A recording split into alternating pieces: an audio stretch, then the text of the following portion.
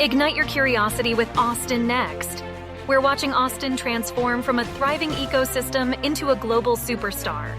With our host, Jason Scharf, we aspire to better comprehend the true nature of innovation. Together, we will uncover what makes a successful ecosystem and navigate the technologies shaping our future. Now let's dive into what's next.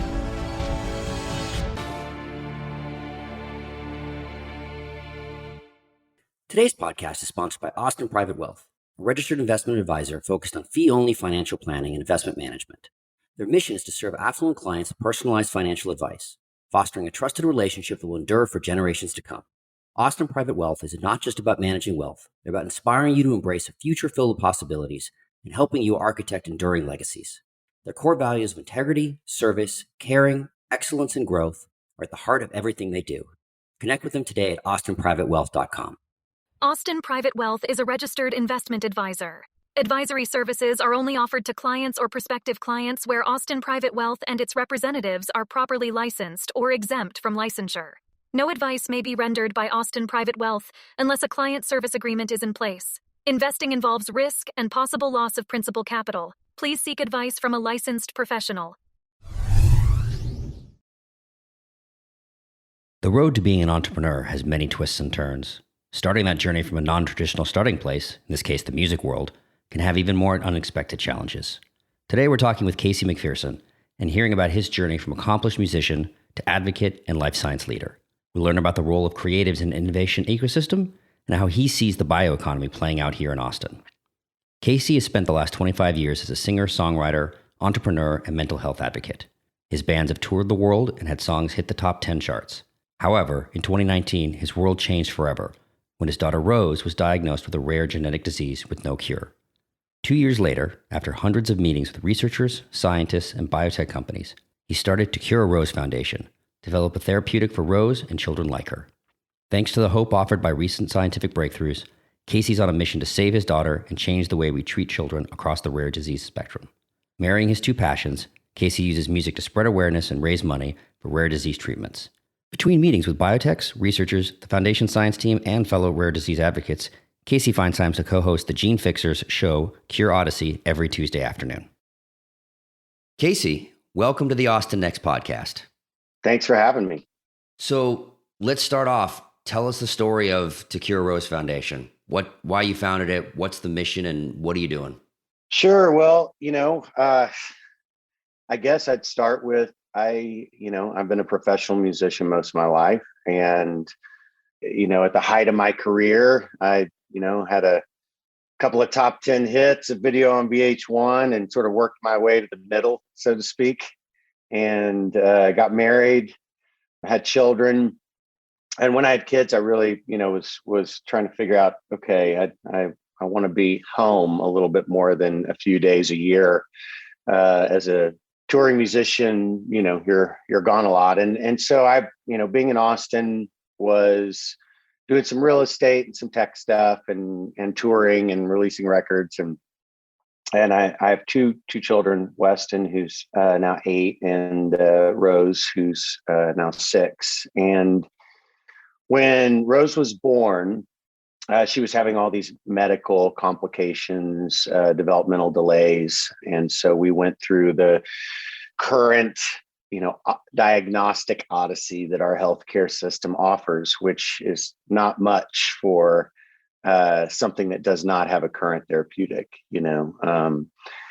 and so we went through these panels. What they'll do is they'll see if it looks like a, they're like, oh, this could be some sort of genetic disease or disease of some kind. And they'll do these approved panels that insurance approves. And if it's not one of those, you just keep doing these panels. So, Rose was struggling with walking, just falling on her face. She lost the few words that she had around 1.5 and 1.5, 2, and choking on her food, just some really weird things that were going on. And so we ordered a whole genome sequence. And at that time it was about $10,000. So I negotiated that down to a few grand.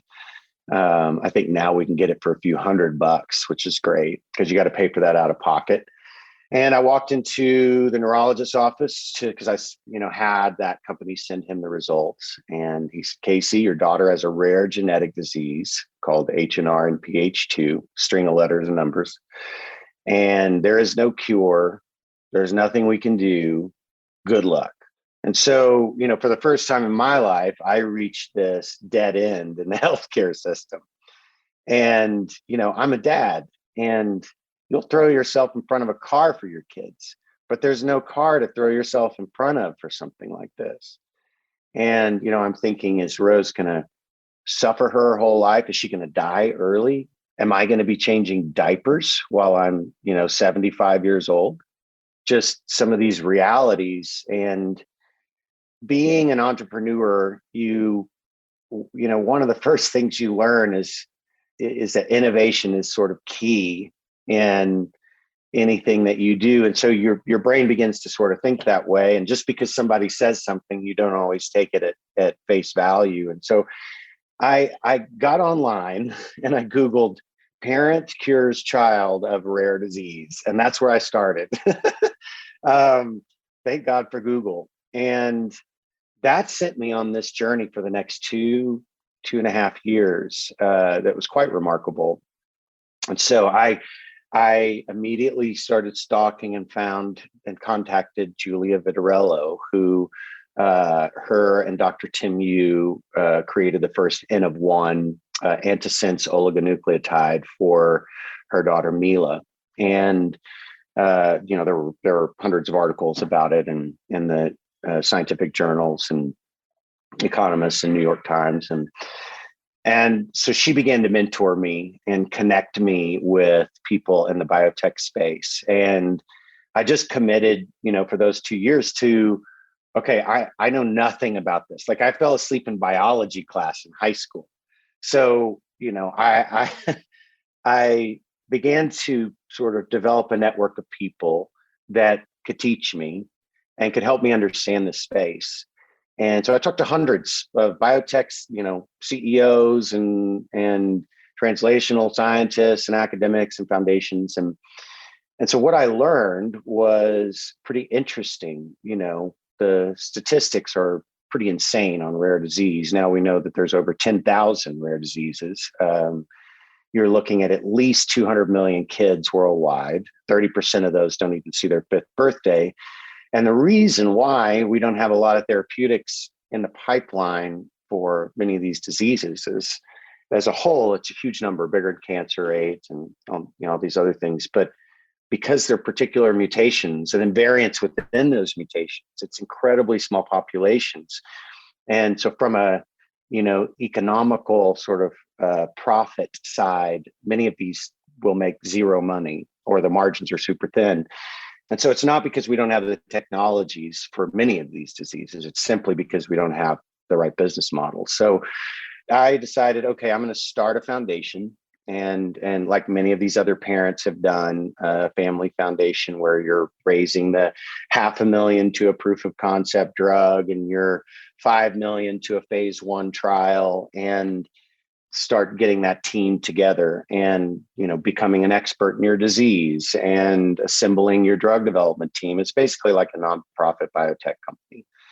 So I did that, started that about a year and a half ago. And, the mission, though, is to create therapeutics for children with rare diseases. Because I immediately saw that this is a problem. Like, this is totally unsustainable for parents like me to create foundations, become biotech CEOs, and learn how to develop drugs. You think about the inefficiencies of 10,000 different diseases, and a parent that, you're looking at teachers, lawyers, carpenter. I know all of these different people, and it takes a few years to really begin to understand the process and to actually even read a white paper, when you're not familiar with a lot of these acronyms and words, and so I wanted to start a foundation that became a platform for other rare diseases and other children, because I may or may not be able to save my daughter. We're fairly certain that we can, but in this world, you're working with biology, which there's still so much to understand. So that's the vision of To Cure Rose. And we're starting with Rosie. We're starting with her disease, which we call H2, and we're working on two different modalities for that disease. So I'm pretty excited about it. Do you think we're in a different time now than, say, if this had happened 15 or 20 years ago? I mean, you talk about the decreasing in sequencing, but something that, our listeners may not know about, but, CRISPR, would basically, in short, is gene editing is a lot easier today than it ever has been. And that's, lots of interesting things are happening. Sickle cell, maybe towards a cure, actually in clinical trials. But when you have this kind of now horizontal technology that may affect what you just said, like it's 200 million kids, but it's 50,000 or whatever, number of diseases where you have, 100 people having this disease. It ends up being more about how do you apply this horizontal technology?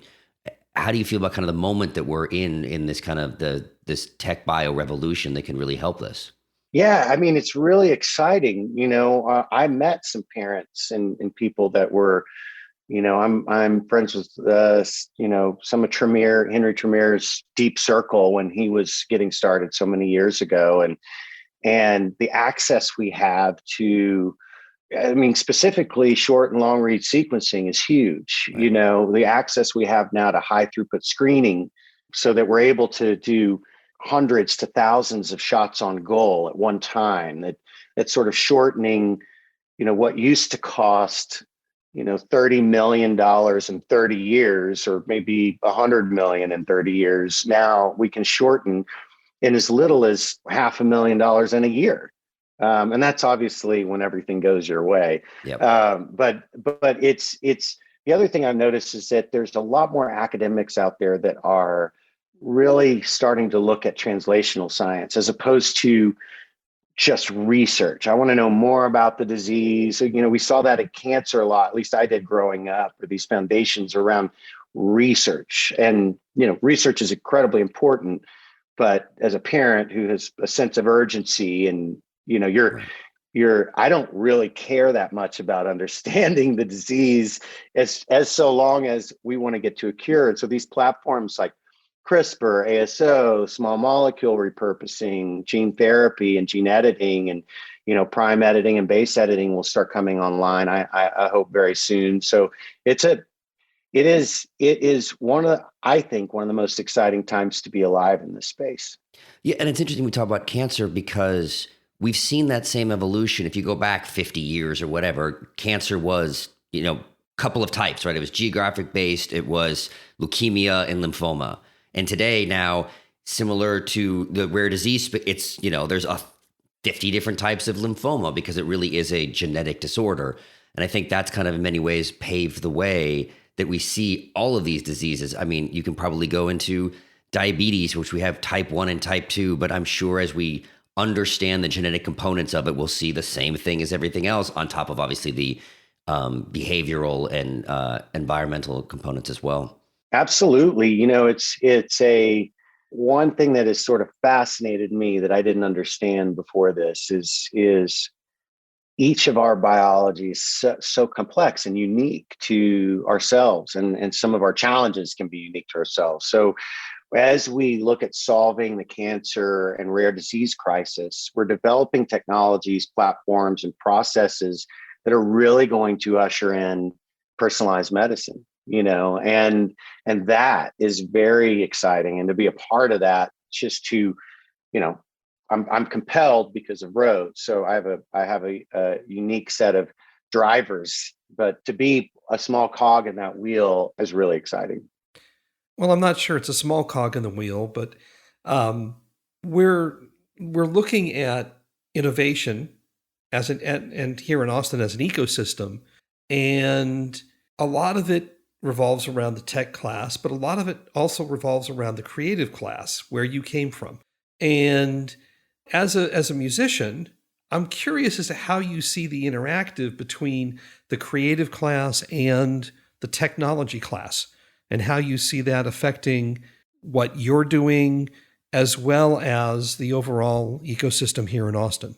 Yeah, I mean, I had no idea that I would have a unique voice in this industry. And growing up and learning how to write songs and make records, and there had to be something unique about your approach to stand out from the others. And there's a degree of, if you look at music from the 70s on, obviously maybe you might argue 70s were the best years, but innovation is in the DNA of creation, and what I found was that on a sort of biotechnology side, you have maybe like a pool of scientists, and out of those scientists, there's only a few that are really using the creative side of their brain.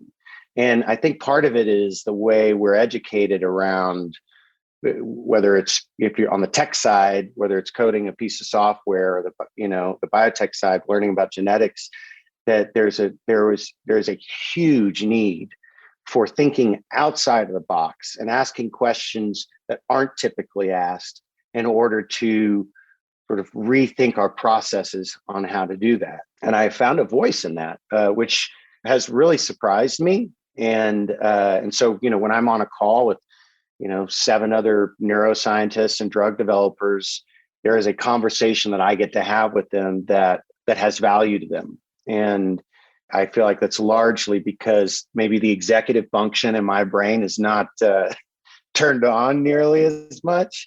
And so, as a creative, you really stop seeing walls and you start seeing opportunities and you start seeing possibilities. And we desperately need that in sort of reaching, these next steps in curative treatments.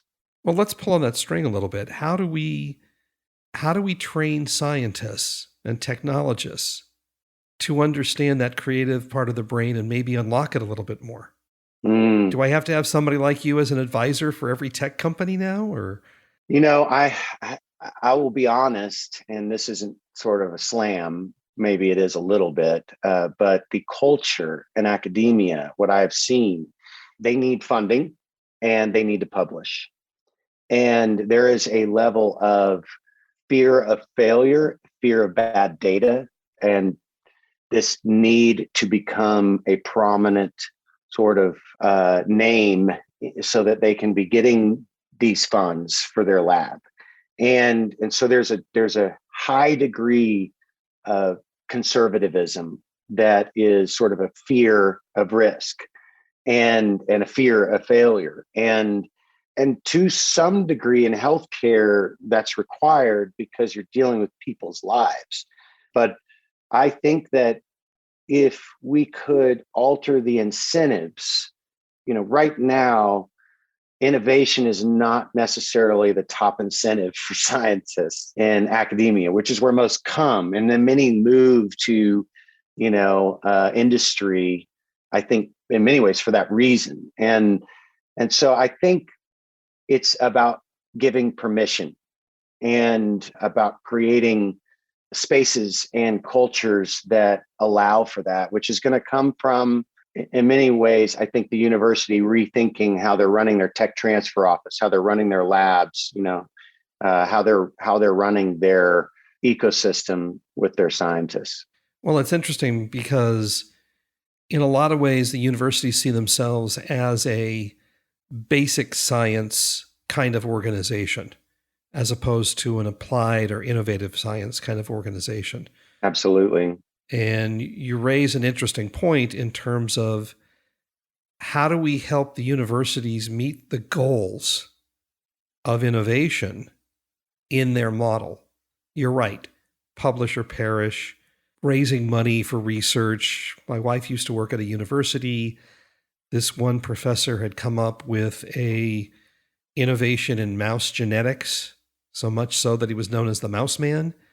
And he had no problem raising money, getting a building built for his research, but he had no idea what these mice were used for.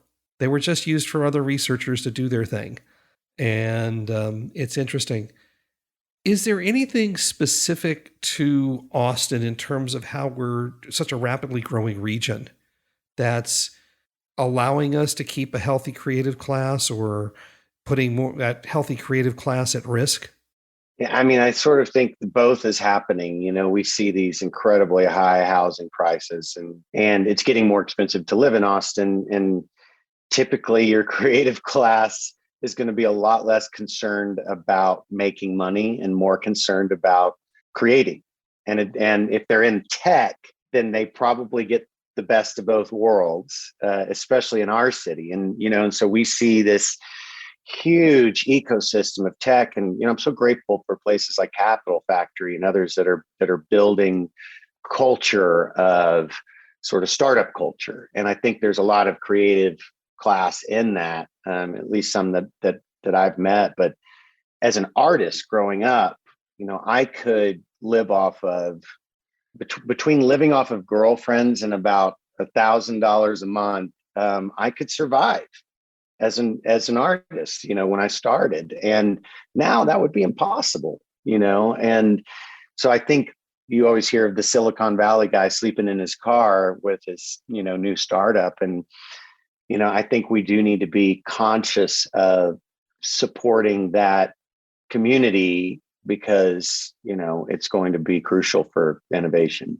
So you made the jump from the creative class to the life science arena with no background in Austin, which is not necessarily known for the kind of bioeconomy, say like a Boston, San Diego, the Bay Area. How would you describe the sector here? Well, it's interesting because it doesn't, and I may be wrong about this, but it doesn't feel like a community quite yet. I think there's some really amazing life science companies here and people here. I don't know that they're well connected with each other yet. And so, I started, there were 3 or 4 people, Scott Collins, who I'm sure you're familiar with. We've had him on the podcast. Yeah, he's fantastic. And he was very helpful with me in the beginning. Rodney Bowling at X Biotech, who has now left his company and works for us, developing drugs. And Joshua, who runs Maxwell Therapeutics. He's really been a longtime friend of mine. And so those guys were real instrumental in my beginning days from a local standpoint. And so, I think us developing that community is going to be important because there's just a lot of brilliance here that's sort of hidden behind doors. Yeah, no, and it's interesting because, I was at a dinner recently kind of asking that same question. How do we kind of connect the community? And part of it is what, and, thinking about a term perspective, the bio community, the life science, med tech, because it's this big ever growing definition because you have everything from like therapeutics and synthetic biology to med devices to more software infrastructure companies like Wheel, and how do those all kind of interconnected? And then obviously them interconnecting creates really interesting opportunities and the like. And I think I actually 100% agree. Like we're hitting a critical mass, I think, of people here, and how that community starts really interacting with each other, I think is going to be an important thing going forward. How do you see then things like Dell Med and these kind of new institutions that are popping up being part of that community, being part of that integration? Yeah, there is a synergy, I think, to working local. And I was reading some biotech book about how Boston's, biotech economy community was started.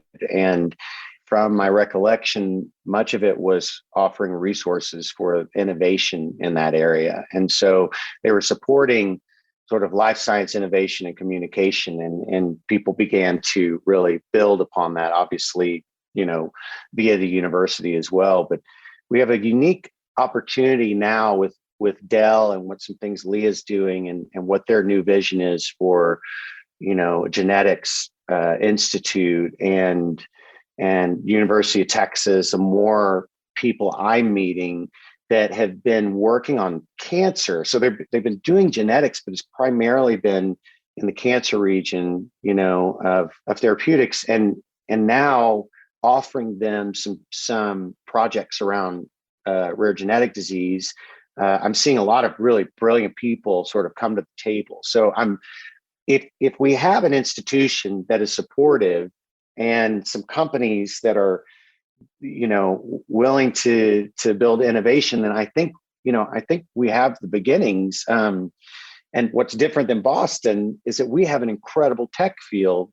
And it's pretty clear to me that, at least with some of the work that I'm going to have to do this summer on Rosie's disease, man, if I had some AI going around some of the questions that I need answered, if I had enough data sets to really help save some time, I fully believe that tech is going to have to be very integrated into the work that life science companies are doing to make these treatments faster, cheaper, more efficient. This marriage is really happening at a, alarming pace. Yeah, I'm a big proponent of the phrase tech bio rather than biotech, because we're starting to have, to your point, these horizontal technologies, AI, 3D printing, biosensors, with obviously things like CRISPR and base editing and multi-omic sequencing is really producing a whole new set of things.